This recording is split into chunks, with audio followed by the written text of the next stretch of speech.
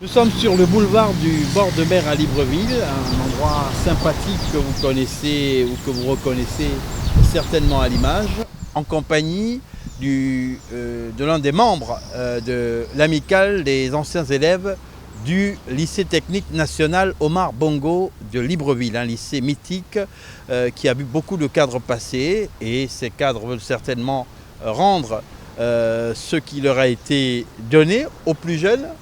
Jocelyn Lwingoma, bonjour. Bonjour. Alors, présentez-nous votre amicale. Quel va être, mis à part le réseautage, son rôle premier? Bien, il faut déjà peut-être rappeler la genèse, le contexte dans lequel cette amicale a vu le jour. C'est simplement autour du décès d'un ancien que nous avons compris en fait la nécessité, au regard des cotisations qui ont été faites, que nous avons compris la nécessité de nous organiser en amicale des anciens, comme beaucoup d'autres établissements de la place qui sont organisés en réseau des anciens. Donc le lycée technique jusqu'à maintenant n'avait pas justement ce type d'environnement pour pouvoir rendre ce que le lycée technique a fait de nous dans les actes de la vie courante au niveau de l'amélioration des conditions dans la société. Donc notre ambition, elle est grande. C'est celle de faire en sorte que cette chaîne de solidarité qui est formée par l'ensemble des membres de notre amicale impacte de façon positive la vie de la cité. Et pour preuve, par le lycée technique, plusieurs grandes figures de la vie publique gabonaise et privée sont passées par ce lycée technique. J'en veux pour preuve, par exemple, le directeur général de Comilog, qui c'est Léo Paul Batoro, il est un bac-E du lycée technique. Maï Gustave, qui est l'actuel directeur général de la SCG, c'est un ancien du lycée technique. Le ministre de l'ETP, Lionel Balonzi, c'est un ancien de Capo. Le gouverneur de l'Estuaire, Marie-Françoise Dikoumba, c'est une ancienne de Capo. Serge Mikoto, qui est ambassadeur du Gabon en Belgique, c'est également un ancien de Capo. Et ils sont nombreux, comme ça, je ne pourrais les citer de façon exhaustive ici. Donc vous voyez, avec un tel potentiel, il n'y a aucune raison que nous n'impactions positivement la vie de la cité. Alors, dans un premier temps, quelles sont les actions que vous comptez mener? Bien, pour l'instant, nous sommes en train de nous émouvoir parce qu'on a vu le jour de façon officielle le 10 décembre 2021. Et nous avons en fait lancé le démarrage de nos activités par des journées caposiennes qui ont vu des exposés de plusieurs entreprises dont les promoteurs sont des anciens de Capo, mais c'était merveilleux. Et donc en réalité, c'est ce réseau que nous avons envie, comme les Juifs le font, faire en sorte que les entreprises des anciens de Capo soient des leaders sur la place du pays. Et ça pourrait être un créneau pour la mise en place d'un réseau solide d'hommes d'affaires gabonais. Exactement, c'est notre ambition, parce que vous savez, on a vu comment le réseau des Libanais fonctionne ici.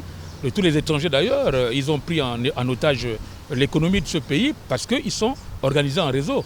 Et nous avons l'intention de nous organiser de la même façon pour essayer de reprendre le contrôle de l'économie sur l'ensemble des secteurs tertiaires, secondaires, etc. Et nous avons les moyens de le faire parce que nous avons ces expertises. Quand on a des grands patrons, des grandes entreprises au niveau national, on pourrait très bien, justement, par le jeu de l'attribution des marchés sur la base de la compétition et sur la base des compétences, favoriser, pourquoi pas, les entreprises des anciens de Capo pour pouvoir améliorer l'économie du pays. Alors, l'amélioration de l'économie, c'est à terme l'un des objectifs à travers, vous l'indiquiez tantôt, la mise en place de ce réseau. Vous avez certainement gardé des liens forts entre vous en raison des valeurs dans lesquelles vous avez baigné. Mais quels sont les souvenirs les plus frais que vous gardez de votre passage à Capo? Bien, déjà, plusieurs compatriotes ont souvent à tort pensé qu'au lycée technique, on fabriquait des bûcherons, des maçons, des mécaniciens, etc. Mais nous sommes des ingénieurs, vous avez vu. Donc le lycée technique était méconnu du grand public. On a pensé que nous étions des ouvriers. Or en réalité, au lycée technique, on a formé des bacs technologiques qui aujourd'hui même sur le plan international, dans les grandes entreprises comme les Schlumberger, Perenco, nous occupons des positions dominantes. Bien, les souvenirs que j'ai du lycée, c'est la solidarité légendaire qui a souvent existé entre nous. Je vous prends un exemple simple. À l'époque, quand un élève en kaki bleu ciel était en difficulté, nous ne cherchions pas à savoir qui il était, nous rentrions dans le débat et on réglait la question et ensuite on discutait après. Donc c'est une solidarité légendaire qui existe toujours. Il a fallu simplement que nous recréions cette flamme et la mayonnaise a pris. Tout le monde est content aujourd'hui de l'initiative que nous avons eue de mettre en place cette amicale. C'est une qualité des élèves du technique en général qu'on ne voit pas trop chez d'autres établissements, une solidarité de groupe qui fait que c'est un pour tous et tous pour un. Même sur le plan sportif, nous avons les meilleures équipes de basket, de foot, karaté, etc. On était une élite. Il y a eu aussi la musique avec Capo Sound. Avec Capo Sound, effectivement, nous avions l'un des meilleurs orchestres de la place au niveau scolaire. D'ailleurs, les Oliver Ngoma ont fait leur classe sur le lycée technique. C'est eux qui ont formé cet orchestre et les équipes qui sont restées. Les François Ngoua, les Bonos Moussavou, ils sont nombreux comme ça. On avait un niveau vraiment très très très élevé. Et malheureusement, le lycée technique depuis plusieurs années, pas en décrépitude, mais a perdu un peu de son lustre. De son éclat, ouais. De son éclat. Vous entendez aider à ravaler la façade? Bien. C'est justement l'une de nos ambitions. Ça fait triste de voir le lycée technique que nous avons connu, l'un des plus beaux d'Afrique, parce que nous sommes arrivés au lycée technique, tout était flambant neuf. Et avec l'ancien directeur général de la ECG, Alain Patrick Kouma, qui a d'ailleurs été un soutien énorme dans le cadre de l'organisation des journées caposiennes, on avait avec lui un projet de redonner un nouveau visage au lycée technique, notamment en réhabilitant le réseau d'eau, parce que là-bas il n'y a pas d'eau actuellement, et la détresse que l'on vit au lycée, parce que le proviseur actuel du lycée, c'est un de nos jeunes, qu'on a d'ailleurs fait président d'honneur, puisque c'est dans cet établissement que nous avons fait notre sortie officielle. Donc nous avons l'intention de mobiliser en fait l'ensemble des anciens élèves du lycée technique dans le cadre des RSE pour établir des partenariats avec le lycée technique afin de lui redonner ses lettres de noblesse. C'est vrai qu'à votre époque, il y avait l'internat qui fonctionnait, mais elle est révolue désormais? Bien, mais ça c'est une situation qui est générale. Évidemment, nous avons aujourd'hui réussi parce que nous avons été élevés par les maîtres d'internat.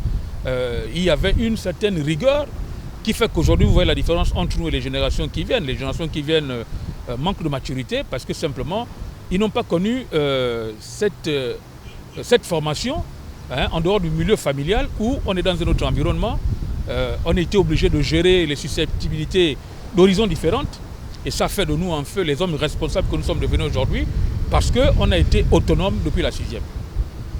Alors une autonomie qui vous a permis de vous affirmer et de vous construire. À l'endroit des anciens élèves de Capo qui ne vous ont pas encore rejoint, peut-être un mot? Bien, je voudrais simplement leur dire que cette amicale, dès qu'on se reconnaît caposien, c'est-à-dire dès qu'on a séjourné au lycée technique, on est la bienvenue dans cette amicale. Parce que plus on sera nombreux, moins le poids sera lourd dans le cadre des soutiens de solidarité. Donc nous les invitons à nous rejoindre pour faire en sorte que nous laissons pour la postérité une marque indélébile. Et d'ailleurs dans tous les pays du monde, tous les réseaux des anciens qui fonctionnent de façon dynamique impactent de façon positive la vie de la cité, dans les villes des cités dans lesquelles ces associations exercent. Jocelyn Wingoma, membre de l'amicale des anciens du lycée technique national Omar Bongo du Gabon. Avec moi, le trésorier de l'amicale des anciens élèves du lycée technique national Omar Bongo du Gabon. Un lycée, on se le rappelle, charismatique.